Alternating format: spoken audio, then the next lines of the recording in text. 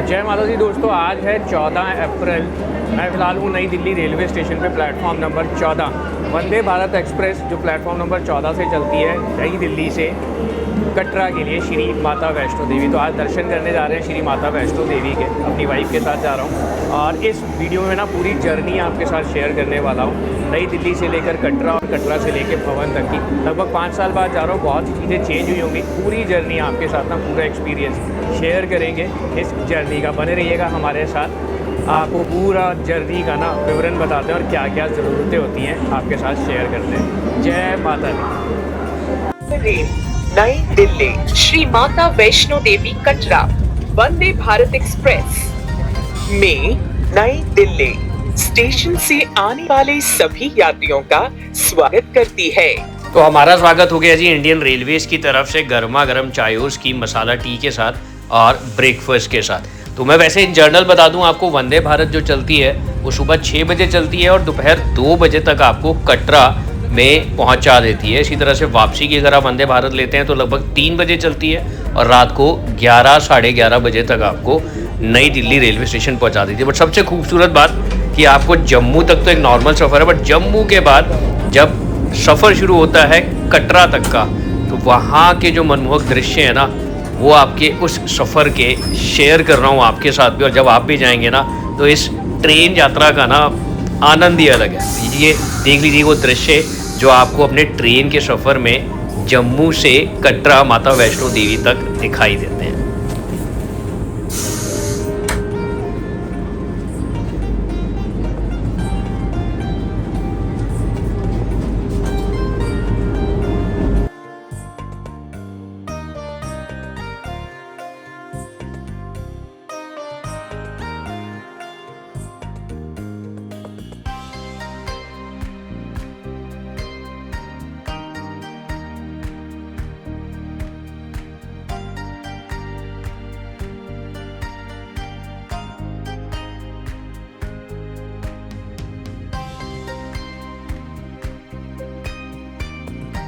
ये खूबसूरत दृश्य हैं जी हमारे माता वैष्णो देवी कटरा रेलवे स्टेशन के पास में ही हेलीपैड है। तो जी फाइनली पहुंच गए हैं हम कटरा। लगभग 7 मिनट ट्रेन लेट है, 7 मिनट बाद पहुंचे हैं। फाइनली कटरा स्टेशन पर आ गए हैं। जय माता दी आप सबको। और ये हमारी वंदे भारत, और ये मेरे पीछे जो आप वंदे भारत देख रहे हैं ना, ये वाली, ये श्रीनगर वाली है। इसके टाइम के साथ इसका अटैचमेंट है। ये यहाँ आती है तो यहाँ से ये श्रीनगर के लिए वंदे भारत निकलती है। अब बाहर चलते हैं। बाहर जाके ना अपना यात्रा पर्ची हमने ऑनलाइन ले ली थी, उस ऑनलाइन पर्ची से ना अपना RFD रजिस्ट्रेशन करा लेते हैं। तो यात्रा कार्ड आप रेलवे स्टेशन से ही बना सकते हैं, बट जब हमें पता चला कि उसकी वैलिडिटी सिर्फ 10 घंटे की है, हम 2 बजे पहुँचे थे बट हमें यात्रा अगले दिन करनी थी, तो हमने यात्रा कार्ड नहीं बनवाया। अगर आप दोपहर को पहुंचकर सेम डे यात्रा करने वाले हैं या सेम डे चढ़ाई चढ़ने वाले हैं तो आप अपना यात्रा कार्ड बनवा सकते हैं। बाकी रेलवे स्टेशन से ही आपको ऑटो मिल जाते हैं। हमने जितने भी ऑटो वालों से पूछा, 150 रुपये का किराया फिक्स था। क्या है, आप शॉर्टर से शॉर्टर डिस्टेंस भी कवर करें, या तो आप रेलवे स्टेशन के ठीक पास में ही होटल ले सकते हैं, वरना आपको 150 रुपये एवरेज खर्चने पड़ेंगे अपने होटल तक पहुँचने के लिए। दिन है 15 अप्रैल, तो सुबह का वक्त है, लगभग 5:45 बज रहे हैं और यात्रा शुरू कर रहे हैं हम अपनी कटरा से भवन तक की। तो कल हमने चेक इन कर लिया था ब्लूम होटल में। बहुत ही डिसेंट प्रॉपर्टी है, मेन मार्केट के अंदर है खास बात। और यहाँ से फुआरा चौक 100 मीटर्स होगा, वहीं पे आपका रजिस्ट्रेशन हो जाता है और वहीं से आपको बाणगंगा का ऑटो मिल जाता है। इवन होटल के बाहर से भी आपको मिल जाता है। बहुत चलती हुई सड़क है और अच्छा रूम है, कर्टिशियस स्टाफ है, सर्विसेज बहुत अच्छी हैं। तो मैं प्रेफर कर रहा था कि एक होटल ऐसा हो जो बिल्कुल मेन मार्केट के बीच में हो, जहाँ सारी चीज़ें ना आस-पास ही मिल जाए। चलिए चलते हैं, आरंभ करते हैं अपनी इस यात्रा का कटरा से लेके भवन तक। जय माता दी। तो फाउंटेन चौक जो है वो हमारे होटल से वॉकिंग डिस्टेंस पे ही था। ब्लूम होटल से हार्डली 3 मिनट का रास्ता था। पैदल चलकर हम पहुंच गए अपने RFD काउंटर पर, जो अर्ली मॉर्निंग खुल जाते हैं आपका।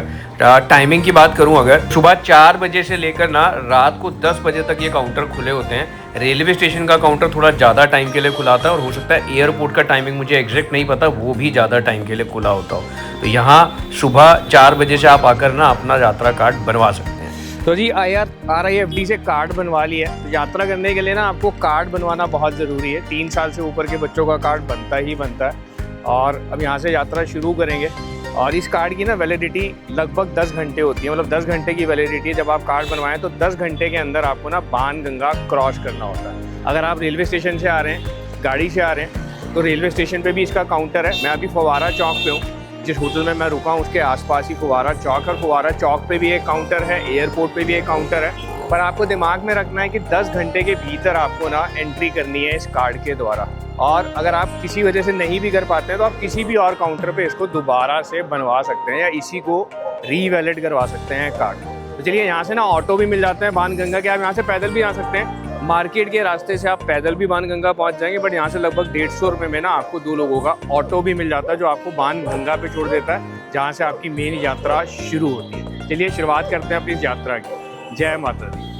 तो स्टैंड से हमसे 200 रुपये मांगे गए 2 लोगों के, बट हमने चलता ऑटो पकड़ा तो 150 रुपये में मिल गया हम लोगों को। बट कहते हैं कि वापसी भैया हमें भी वापसी 400 रुपये में पड़ा होता है। तो जी बाणगंगा पे आके ना, बाणगंगा पे चेक पोस्ट है जहाँ पे सारी चेकिंग होती है। कोई भी इलेक्ट्रॉनिक इक्विपमेंट अलाउड नहीं है। हालांकि मैं ब्लॉगिंग कर रहा हूँ तो ब्लॉगिंग के इक्विपमेंट आप कोई भी लेकर आए हैं। छोटे ऑस्मो, DJI एक्शन कैमरा वगैरह अलाउड है, माइक अलाउड है।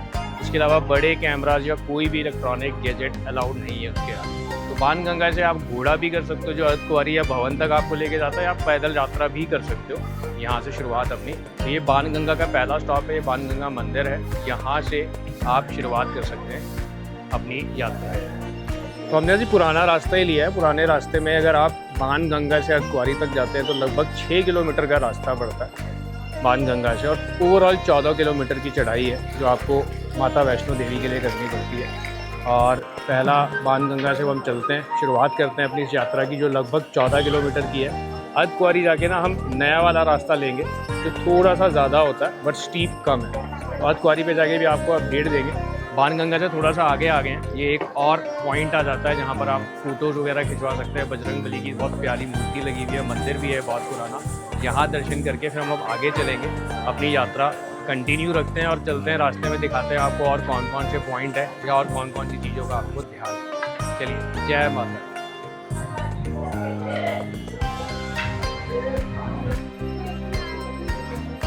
नेक्स्ट पॉइंट पे है चरण पादुका मंदिर है।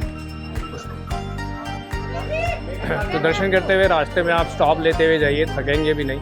मंदिर के दर्शन करते हुए जाइए। तो हम एक थर्ड स्पॉट पे आ गए हैं बाणगंगा, उसके बाद हनुमान जी का मंदिर था और ये आ गया हमारा चरण पादुका मंदिर। यहाँ पे भी दर्शन करके आप फिर आगे अपनी यात्रा कंटिन्यू कर सकते हैं।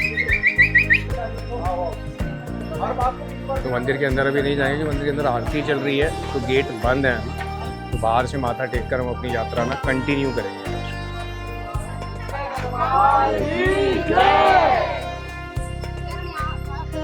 तो ये आपको नीचे से ना भवन तक की पालकी करनी हो, वो ये भवन से कितने की होती है भवन तक की पालकी? 3150। 3150 जी सर। 3150 रुपये की भवन तक होती है। और अर्धकुंवारी तक कितनी होती है? 1800। तो 4 लोग इस पालकी को लेके जाते हैं। आप बुजुर्ग हैं या आपको लगता है कि आप 2000 में कंप्लीट हो जाती है। 2000 में भाई ने अपने वाला हिसाब किताब कर दिया। ये रास्ते में खाना जरूर खिला देना। पर वही है, आप माता रानी के दर्शन करने आए हो।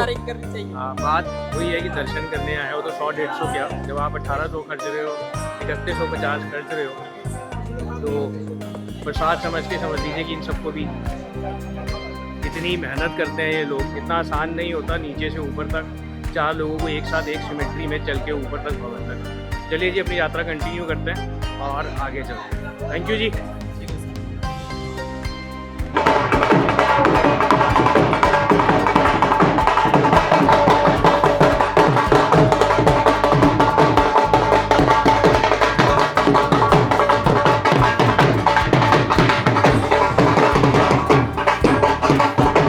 तो शुरुआत में तो वैसे एनर्जी बहुत होती है और ऐसी कुछ चीज़ें आपको रास्ते में दिखती रहेंगी। ढोल वाले पूरे रास्ते में मिलते हैं जो आपकी एनर्जी ना और बढ़ाते रहते हैं, आपको मोटिवेट करते रहते हैं। ये नीचे से कितने रुपए की लेके आते हो ट्रॉलियाँ? 550। 550 में आना जाना या एक साइड? 1 वे। और आना जाना करना हो? सर पहले तो 1 वे होता है, फिर ऊपर से जब कस्टमर दर्शन करके आता है तो फिर 500 से 550 की कटती है नीचे कटरा। मतलब 1100 रुपये हो गए टोटल, है ना? हाँ जी। आना जाना करना हो तो 1100 रुपये, एक साइड की 550। हाँ जी। ये आपको बच्चों को लेके जाना हो ना इस ट्रॉली पे, एक साइड की 550 रुपये की आपकी पर्ची कटती है और फिर वापसी की अलग से दोबारा पर्ची कटती है।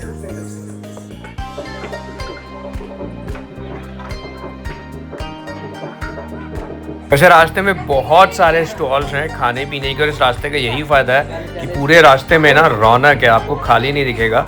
नए रास्ते का मुझे आइडिया नहीं है, जो एकदम नया बना है वहाँ पर किस तरह का माहौल है। पानी की बोतल कितने की है यहाँ पे? 30 की। लगभग 30 रुपए की पानी की बोतल है और ये 40 रुपए की देते हो ना। फ्रूट चाट कितने की देते हो? 40। तो पानी की बोतल ना जैसे जैसे आप ऊपर चढ़ रहे हैं तो लगभग 10 रुपए की एक्स्ट्रा है। ना यहाँ चढ़ाने के भी पैसे लगते हैं, पिट्ठू से सामान आता है, साथ घोड़े से सामान आता है, तो उसका किराया भी जुड़ जाता है। तो इसलिए मान के चलिए 30 रुपए के लगभग पानी की बोतल आपको रास्ते में। ये देखो भैया बता रहे हैं कि ऐसा नहीं है कि 30 रुपए दे रहे हैं, MRP भी 30 रुपए की ही आती है। हमारी अपने सामान की खुद जिम्मेदार है। बीवी बैठे बैठे उसको पता ही नहीं चला कि कब वो आ गया।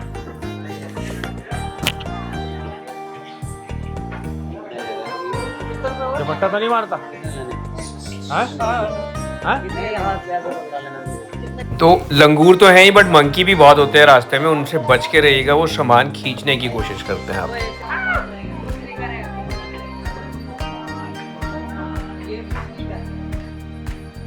फिर रास्ते में जब आप आए ना दर्शन करने, तो ये ना यहाँ की लोकल कुल्फ़ी आप समझ लीजिए। कुल्फ़ी का ना तोल के हिसाब से मिलती है। ये कितने की होती है? 100 ग्राम? हाँ, 30 रुपए की 100 ग्राम। और आप यहीं बैठते हो ना लगातार? ये कॉन्शियस के आसपास बैठते हो आप? अधकुआरी से 1.5 किलोमीटर पहले ले लो। अधकुआरी से वापस आ रहे हैं तो 1.5 किलोमीटर नीचे, और ऊपर चढ़ रहे हैं तो 1.5 किलोमीटर पहले, नीचे से 4.5। चलो जी, लगभग 4.5 किलोमीटर चल चुके हैं। 4.5 किलोमीटर बाद में एक स्टॉपेज भैया के पास लिया है। ये खोए वाली कुल्फ़ी ना अधकुआरी से 1.5 किलोमीटर पहले भैया बैठते हैं। इसका स्वाद ही अलग होता है। तो ये ब्रेक लिया है छोटा सा, 1.5 किलोमीटर और चलेंगे, फिर अधकुआरी पे जाके ना थोड़ा सा और रेस्ट करेंगे। अभी ले रहे हैं फिलहाल इस आनंद इस कुल्फ़ी। कहते थे देखो, यात्रा करते करते कुछ ऐसे लोगों से मुलाकात हो जाती है, रास्ता ना बड़े आराम से कट जाता है। आप भी कोई साथी ढूंढ लीजिएगा अंकल जी, बड़े हंसमुख हो आप। बिल्कुल। क्या उम्र है आपकी? मेरी उम्र है 79। 79? हाँ यस, और 80 में बस 2-4-5 महीने बाकी है। 79 की एज है। आप नीचे से पैदल जाओगे आप? बिल्कुल मस्त जाने का, चढ़ाई होकर के जाना, जूने रास्ते पे जाना है, ज़्यादा से ज़्यादा मेहनत पर उसमें जाना है। मैं जो मंत्र बोलते जा रहा हूँ, पूरी माता जी के दर्शन करते करते इससे मेरे पाँव के दर्द भी दूर हो गए, मेरी गर्दन के दर्द भी दूर हो गए। मैं ऐसा लगता ही नहीं कि मेरे कुछ दर्द था, नंबर 1। और दूसरा, मैं एक मंत्र बोलते जा रहा हूँ, और वो मंत्र है ओम नमो श्री वैष्णो देवी, ओम ह्रीं श्री क्लीं रूम रूम सर्व जन शांति व्यवहार जन्म कुरु कुरु स्वाहा, सर्व जन शांति व्यवहार जन्म कुरु कुरु स्वाहा, यानी सब जगत का सर्व जन शांति, सर्व जन शांति। ये मैं अकेला नहीं हूँ, मेरे पास मैं सर्वजन चाहता हूँ शांति हुए, तो ही मैं उसमें शांति से रह सकूँगा। मैं अगर बोलूँगा मेरा शांति नहीं, सर्वजन शांति होगा तो मुझे भी शांति मिलेगी। इसलिए मैं मंत्र जो बोल रहा हूँ वो सर्वजन शांति व्यवहार जन्म कुरु कुरु स्वाहा, ये मैं बोलते जा रहा हूँ। जब तक मैं चलते जा रहा हूँ तब तक बोलते जा रहा हूँ, अंदर ही अंदर अंदर ही। मैं आया हूँ मुंबई कांदीवली से, कांदीवली वेस्ट से। तो जी उस पॉइंट पे आ गए। इस पॉइंट से ना 2 रास्ते बढ़ते हैं। एक रास्ता ये पुराने वाला पहले मैं आपको दिखाता हूँ, इसे हाथी मत्था बोलते हैं। यहाँ से लगभग ना 6.5 किलोमीटर पड़ती है मेन गुफा। बट इस रास्ते से अगर आप जाएंगे तो अर्धकुआरी गुफा के गर्भजून के दर्शन करते हुए जाएंगे। एक नया रास्ता जो लगभग 5.5 किलोमीटर है वो इधर से है, वो पड़ता है लगभग 5.5 किलोमीटर। अब इन दोनों रास्तों की बात होता है। इन रास्तों से अभी भी घोड़े चलेंगे, इन रास्तों से ना ऑटो चलते हैं और घोड़े नहीं चलते हैं। तो पैदल रास्ता यहाँ से अगर आप लेना चाहते हैं तो ले सकते हैं, बट यहाँ से आप गुफा के दर्शन करके जाएंगे। हाथी मत्था थोड़ा सा स्टीप है तो चढ़ाई ज़्यादा है और यहाँ रास्ता कम है। और चाहें तो आप गुफा के दर्शन करके अर्धकुआरी के भी वहाँ से भी ये हिमकोटी वाला रास्ता ले सकते हैं। वहाँ से एक छोटा सा रास्ता बना है जो आकर इसी रास्ते पे मिल जाता है। तो हम नया वाला रास्ता ले रहे हैं जहाँ पे थोड़ा सा रास्ता कम है और आसान है। तो यहाँ से लेके चलते हैं, अपनी यात्रा कंटिन्यू करते हैं। आ जाइए, जय माता। तो हम नया वाला रास्ता ले रहे हैं 5.5 किलोमीटर वाला। यहाँ से ऑटो चलते हैं। आप बुजुर्गों के साथ आते हैं तो ऑटो भी ले सकते हैं, बट ऑटो के लिए ना आपको एडवांस में पर्ची कटवानी पड़ेगी। ऑनलाइन पे अगर आप देखेंगे ना तो लगभग 2 महीने पहले ही एडवांस बुकिंग हो जाती है बुजुर्गों के लिए। तो ये रास्ता ऑटो के लिए बना है, यहाँ से घोड़े नहीं चलते हैं। तो हम यहीं से चल रहे हैं नए वाले रास्ते से। आ जाइए। ये मैंने आपको जो बैटरी रिक्शा का बताया था, बैटरी रिक्शा की पर्ची आपको यहाँ से मिलती है। ऑनलाइन बुकिंग करा लेंगे तो आपको यहाँ से आके ना बैटरी रिक्शा चलती है, वो ऑनलाइन पर्ची दिखाकर बैटरी रिक्शा से भी आप ना एग्जैक्टली भवन तक जा सकते हो। तो ये लाइन जो लगी है ये बैटरी रिक्शा के लिए लगी हुई है, अंदर से पर्ची मिलेगी। हम अपनी पैदल यात्रा कंटिन्यू करेंगे और भवन तक चलेंगे यहाँ से। ये जी वो बैटरी ऑटो जो आपके ना अर्धकुंवारी से लेके भवन तक और भवन से लेके अर्धकुंवारी तक चलते हैं। मैक्सिमम बुजुर्गों के लिए होते हैं, बट मैंने मोस्टली देखा है कि और भी लोग साथ में होते हैं, जो उनके साथ होते हैं शायद उनको सीट दे देते हो। और पीक सीजन में तो आपको एडवांस ही बुकिंग करानी होगी, क्योंकि मैंने जाते हुए जब ऑनलाइन चेक किया तो 2 महीने तक का स्लॉट अवेलेबल नहीं था। विंटर्स में पॉसिबिलिटी है आपको मिल जाए। और इसका किराया लगभग 450 रुपये होता है जब आप अर्धकुंवारी से भवन तक जाते हैं, और भवन से क्योंकि उतराई है तो वहाँ आपका किराया लगभग 300 रुपये होता है। तो अगर आप आने जाने की कर रहे हैं तो 450 प्लस आपका 300 रुपये का किराया लगता है इसका आने जाने का। आधे रास्ते आ गए वो नए वाले रास्ते पे। और क्या ये पहली बार आई है, मैं 7-8 बार आ चुके हैं। मेरा फर्स्ट टाइम है। तो अपनी यात्रा कंटिन्यू करते हैं। अब रास्ते में, इस वाले रास्ते में आपको दिखाते हैं और क्या क्या पॉइंट्स मिलेंगे खाने के, रेस्ट करने के। फिर सीधा मनोकामना भवन पे ये रास्ता निकलता है और वहाँ जाके फिर अपनी वो टिम्बकटू पकड़ेंगे भैरव बाबा के लिए, वुडन खटोला। आप पानी वगैरह के निःशुल्क काउंटर्स भी लगे हैं, पानी वगैरह आप भर सकते हो, एकदम साफ़ पानी है। तो बॉटल आप कैरी कर लीजिए अपनी, और एकदम शीतल जल है ये, जो आप रास्ते में ना भर सकते हैं अपनी बॉटल्स के अंदर। अच्छा, ये रास्ता ना नीचे से आ रहा है। आप अगर बाणगंगा से नहीं आते हैं ना, ताराकोट वाला रास्ता जो नया बना था ना, तो नीचे से आते हुए ना लगभग 8 किलोमीटर, मतलब 8 किलोमीटर आप नीचे से चलते हुए आएंगे। और 8 किलोमीटर बाद आके ना ये सेंटर पॉइंट अर्धकुंवारी वाले पॉइंट पे ही मिल जाएगा, जहाँ से हिमकोटी को भी रास्ता जा रहा है और जहाँ से आपकी अर्धकुंवारी गुफा को भी रास्ता जा रहा है। तो आप यहाँ से गुफा के दर्शन भी कर सकते हैं, लेकिन अगर आप सीधा भवन जाना चाहते हैं तो हिमकोटी का रास्ता लेके 5.5 किलोमीटर भी जा सकते हैं। पहले आपको नीचे से 8 किलोमीटर चल के आना पड़ेगा। और ये वो वाला रास्ता जो मैंने आपको बोला, अगर आप हाथी मत्था से भी आ जाते हैं ना, तो हाथी मत्था से ये वाला रास्ता इस वाले हिमकोटी वाले रास्ते पे जुड़ जाता है। इनकेस आप यहाँ से भी अर्धकुंवारी गुफा की तरफ जाना चाहें तो जा सकते हैं। तो ये रास्ता अर्धकुंवारी से हिमकोटी की तरफ आ रहा है। तो ये अर्धकुंवारी से आ रहे हैं सब लोग, तो अर्धकुंवारी से दर्शन करते हुए हिमकोटी पे ये रास्ता जुड़ रहा है। तो जी 5 किलोमीटर का सफ़र और बचा है माता रानी के दर्शन के लिए। तो भवन 5 किलोमीटर बाद हम लोग पहुंच जाएंगे। यात्रा कंटिन्यू करते हैं अपनी इस रास्ते से। जय माता दी आप सबको। यात्रा करते करते जो आनंद कढ़ी चावल, राजमा चावल का है ना, मतलब ये तो यहाँ का स्टेपल फूड है। जम्मू का भी आपको पता ही है राजमा चावल। यात्रा करते करते ना ये कढ़ी चावल, राजमा चावल का छोटा सा ब्रेक लिया। राइस के बहुत सारे कॉम्बोज मिल जाते हैं, रेस्टोरेंट्स भी हैं, बट आनंद जो है ना वो ठीक है। मैं सांझी छत पहले रुका करता था, नया रास्ता सांझी छत पे ना एक डोसा कॉर्नर होता था, डोसा मिलता था वहाँ, बहुत बढ़िया। पता नहीं अब वो दुकान है कि नहीं। अगर आप सांझी छत की तरफ से जाते हैं तो बताइएगा वो दुकान अभी भी है कि नहीं हुआ।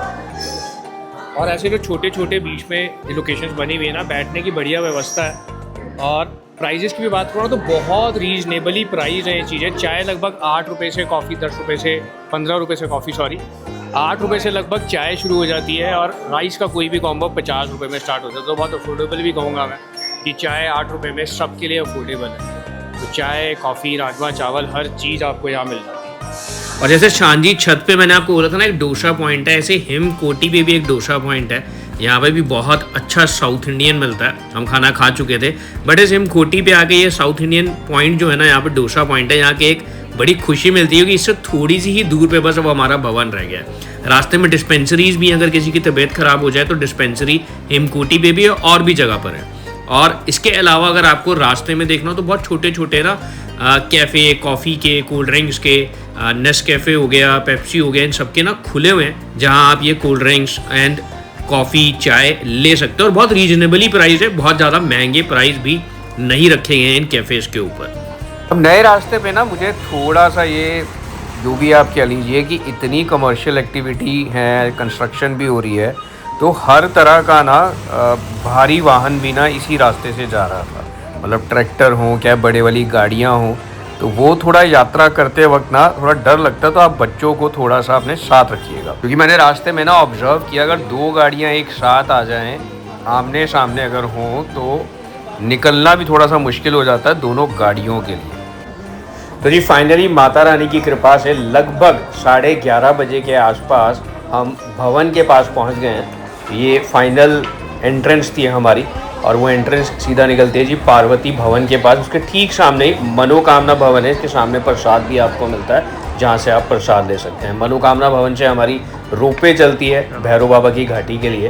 तो भैरव बाबा के दर्शन हम पहले माता रानी के दर्शन करने के बाद करेंगे, तो पहले चलते हैं माता रानी के दर्शन करने। मेन भवन के पास स्नान करने की बहुत उचित व्यवस्था है, एकदम नीट एंड क्लीन। उसके अलावा लॉकर्स आपको मिल जाते हैं भवन के आसपास ही।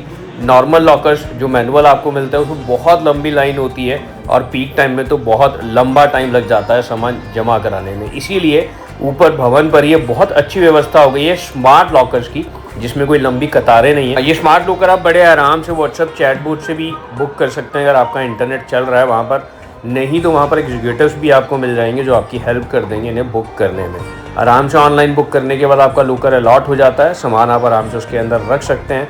वापस आकर अपना यात्रा कार्ड उसी एग्जीक्यूटिव को दिखाएंगे तो वो लॉकर यात्रा कार्ड से आपका लॉकर ओपन कर देगा, क्योंकि आपकी जो बुकिंग भी होती है वो उसी यात्रा कार्ड के थ्रू होती है। तो यात्रा कार्ड के ना बहुत सारे फ़ायदे हैं बनवाने के। इस लॉकर में फैसिलिटी मिलती है, उसके अलावा आपको अगर कहीं कोई खो जाए तो बड़े आराम से ट्रैक भी किया जा सकता है। एंड जैसा आपको पता ही है अंदर किसी भी तरह की चीज़ ले जाना मना है। कोई खाने की चीज़ भी आप लेके नहीं जा सकते, कोई लेदर, कोई बेल्ट, पर्स, कुछ भी आपका अंदर ले जाना अलाउड नहीं होता। इवन कॉइन्स भी अलाउड नहीं होते, कोई मेटल की कोई चीज़ अलाउ नहीं होती।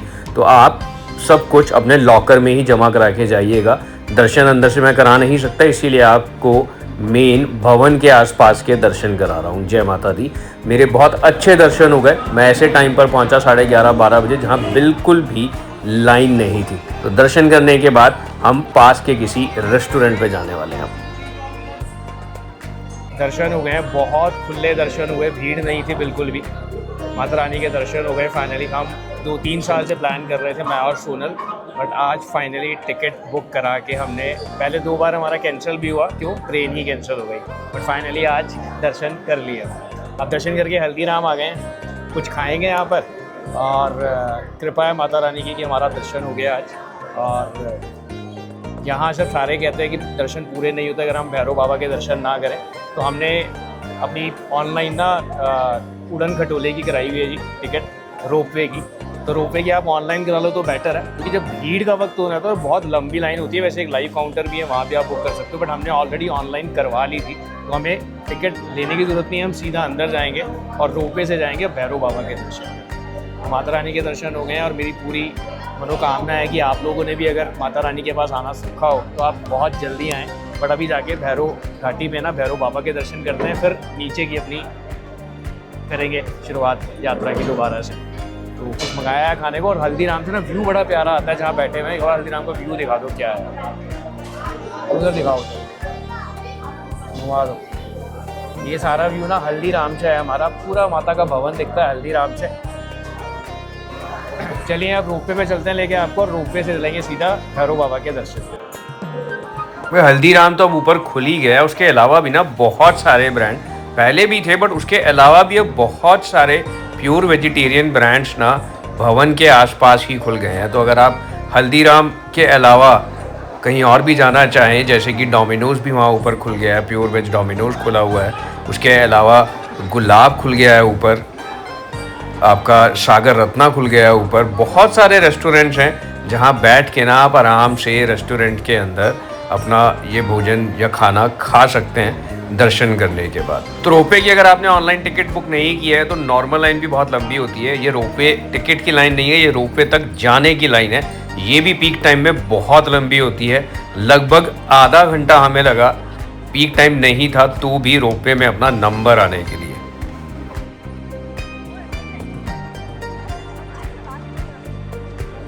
भवन दिखेगा। जयकारा वैष्णो रानी दा बोल सच्चे दरबार की जय।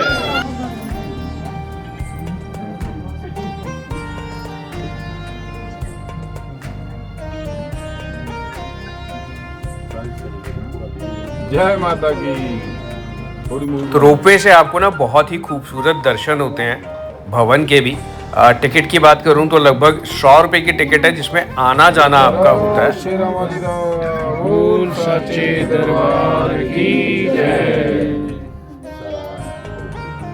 बाकी जब आप ऑनलाइन भी करते हैं या ऑफलाइन भी लेते हैं ना, तो 2 स्लॉट होते हैं आपके रोपवे के, सुबह 8 बजे से 12 बजे तक और 12 बजे से 4 बजे तक। लगभग 4 घंटे के लिए आपका ये टिकट वैलिड होता है आने जाने के लिए।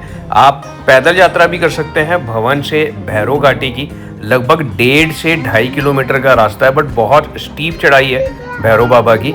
तो आप दोनों में से कोई भी ऑप्शन चूज कर सकते हैं। लगभग 1-1.25 घंटे की चढ़ाई और हो जाती है भैरव बाबा के दर्शन करने के लिए। और आप यहाँ से देखिए कितने खूबसूरत दर्शन हो रहे हैं भवन के। तो जय माता दी एक बार कमेंट में भी जरूर लिखिएगा और बोल दीजिए जय माता दी। तो भैरव बाबा मंदिर पहुँच कर आपको इतने अद्भुत दर्शन होते हैं। मेरे हिसाब से सारी थकान आपकी वैसे भवन पे ही उतर जाती है, बट यहाँ आकर ना और आनंदमय हो जाता है। आपको यहाँ से ना भवन का व्यू भी बहुत प्यारा आता है। अगर आप रोपवे से नहीं भी आ रहे हैं तो भी आपको भैरव मंदिर से बहुत अच्छे व्यू आएंगे। बट सबसे पहले भैरव बाबा के दर्शन कर लेते हैं, फिर मैं आपको ना उस व्यू की भी एक झलक देता हूँ जो आपको भैरव घाटी से या भैरव बाबा मंदिर से देखने को मिलता है माता रानी के भवन का। और अगर आप ग्रुप्स में हैं तो बहुत अच्छा है, क्योंकि यहाँ पर कोई लॉकर्स नहीं है, तो आपको शूज़ ओपनली रखने पड़ेंगे। हालांकि मुझे नहीं लगता कि वहाँ पर कुछ होगा, बट ग्रुप्स में होंगे तो बहुत अच्छा है। आप अपना सामान रख के जा सकते हैं एक दूसरे के पास। तो भैरव बाबा के दर्शन करने के बाद हमारी वापसी की यात्रा शुरू होगी। मंदिर के दर्शन अगेन मैं मंदिर के अंदर कैमरा यूज़ नहीं कर सकता, तो ये फाइनल स्पॉट है जहाँ से मैं आपको भैरव बाबा के दर्शन करवा रहा हूँ।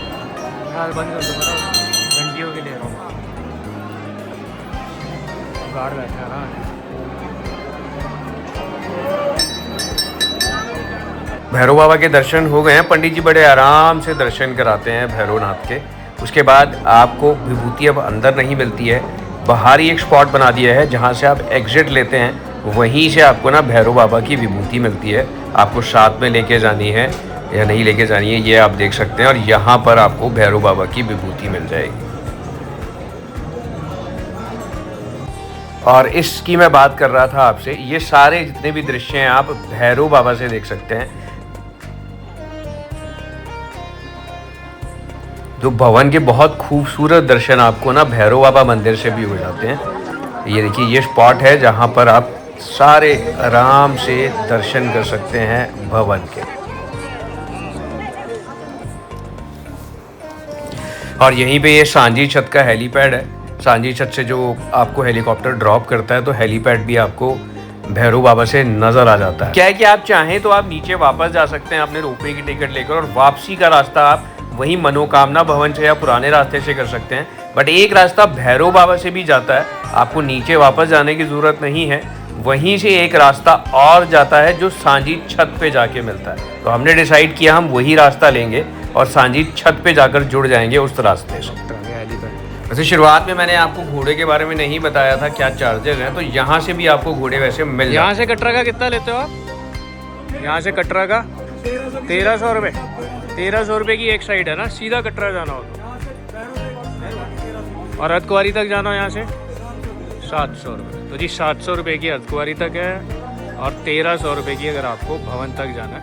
सेम प्राइस नीचे से ऊपर आते हो तो ही वही रहता है, बट पर्ची कटती है आपकी अगर आप घोड़े से जाना चाहते हो। तो आपके साथ एक ये चार्ट भी शेयर कर देता हूँ, अगर यात्रा के दौरान आप इन चीज़ों का यूज़ कर रहे हैं अपनी यात्रा के लिए।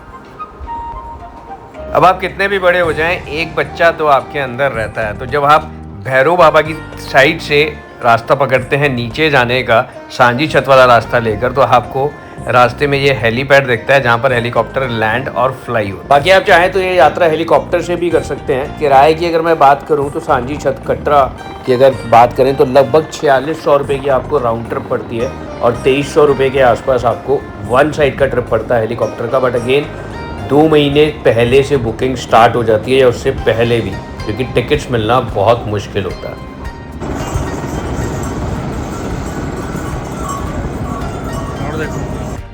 बाकी कहा जाता है कि अगर आप यात्रा करते वक्त वापसी पे आपको हिरन दिख जाए तो आपकी यात्रा सफल होती है। और माता रानी की कृपा से सबसे पहले सोनल ने देखा कि उसको ये हिरन दिखा और फिर मैंने देखा इसको। आप भी दर्शन कर लीजिए, हो सकता है आपकी यात्रा जल्दी ही बन जाए वैष्णो देवी माता रानी के पास जाने के लिए। तो हम तो बड़े किस्मत वाले थे कि हमें वापसी पे आते हुए ना इस हिरण के दर्शन भी हो गए। तो माता रानी की पूरी कृपा थी हमारे ऊपर, और भगवान करे आपके ऊपर भी बहुत जल्दी कृपा हो माता रानी की, और वो भी आपको बहुत जल्दी दर्शन दे और जल्दी ही बुलावा दे आपको वहाँ आने का। रास्ते में जाते जाते आपको सिटी के इतने खूबसूरत व्यूज़ देखने को मिलते हैं। ये अभी हम सांझी छत वाले रास्ते पे हैं, जो हम भैरव भवन से सांझी छत की तरफ जा रहे हैं। तो फाइनली सांझी छत आ गए हैं जी, और सांझी छत का तो आलम ही एकदम बदला हुआ है कि यहीं ऊपर से ही दिख गया। सांझी छत में जो पुराना वो था सब टूट गया है, और यहाँ अभी ना कंस्ट्रक्शन का काम चल रहा है प्रॉपर। तो हर तरफ का जो पहले माहौल होता था सांझी छत, जब मैं 6-7 साल पहले आया था, ये आप देख सकते हैं सारे शटर लगे हुए। इसकी बैक साइड पर ना बहुत अच्छे फाउंटेन्स लगे हुए थे जहाँ लोग रेस्ट कर ना फ़ोटोग्राफ्स खींचते थे। तो अब वो जो माहौल है वो सांझी छत पे नहीं है। तो सांझी छत पे आकर अब कंस्ट्रक्शन हो रही है, देखते हैं कि क्या बन के निकलता है लेटर ऑन, और किस तरह की खूबसूरती सांझी छत पे बनाई जा रही है, जो आने वाले फ्यूचर में शायद आपको देखने को मिलेगी। यहाँ मैक्सिमम लोगों का स्टॉपेज इसलिए लगता था क्योंकि यहाँ से भी ना बहुत खूबसूरत व्यू पॉइंट था सांझी छत से। तो जी सांझी छत आ गए हैं, थकान पूरी हो गई है बॉडी में, क्योंकि हमने ऑलमोस्ट सारा रास्ता ना अब तक पैदल ही तय किया है। सिर्फ एक रोपवे का रास्ता लिया था हमने भैरव घाटी का। मतलब मैं पिछली बार 5 साल पहले आया था तो भी शायद मेरे में इतनी हिम्मत नहीं थी, मैंने घोड़ा कर लिया था। बट आज वाइफ के साथ हूँ ना, तो आज वाइफ के साथ जाने का सारा रास्ता हमने पैदल तय किया।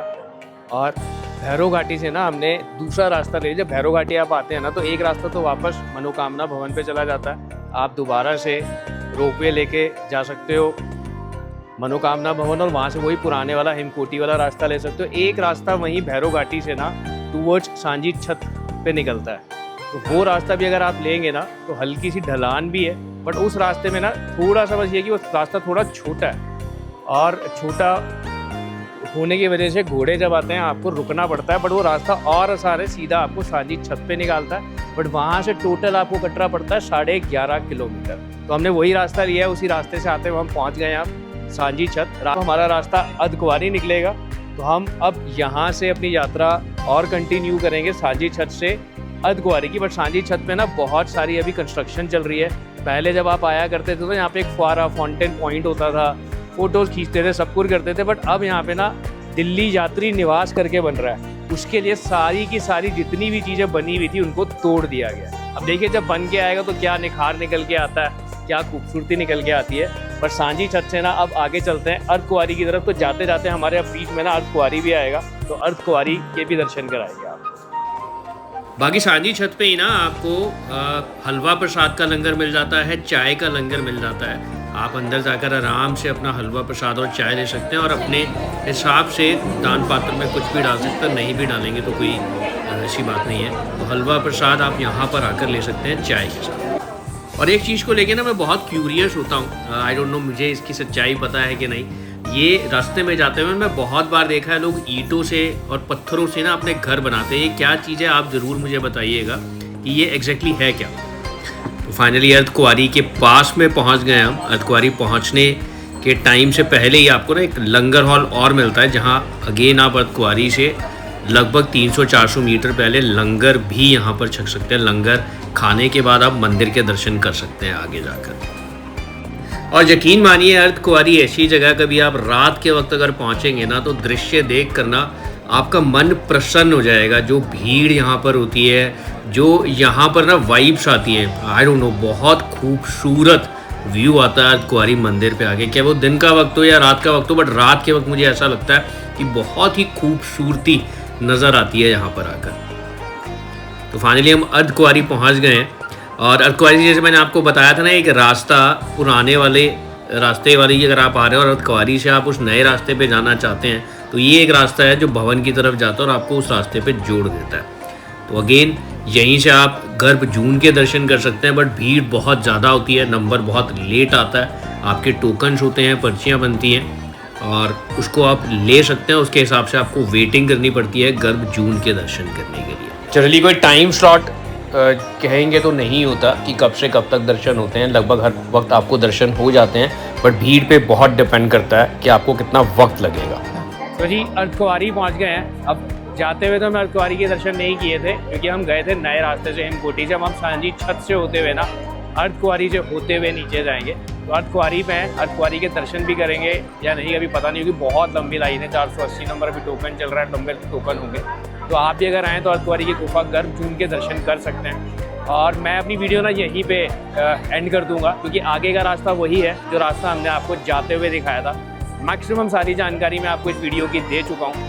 बाकी की सारी जानकारी मैं आपको ना डिस्क्रिप्शन में दे दूंगा, main links, mobile number and all, जो भी आपको चाहिए आपको डिस्क्रिप्शन में मिल जाएगा। और इसी के साथ ना इस वीडियो को करते हैं एंड माता रानी का नाम लेकर, और इस होप के साथ कि आपको भी जल्दी ही शेरा वाली माता का ना बुलावा आएगा। कमेंट में जय माता दी जरूर लिखिएगा। अब लेता हूँ आपसे इजाज़त, जल्दी मिलेंगे। आपका प्रभु। जय माता दी।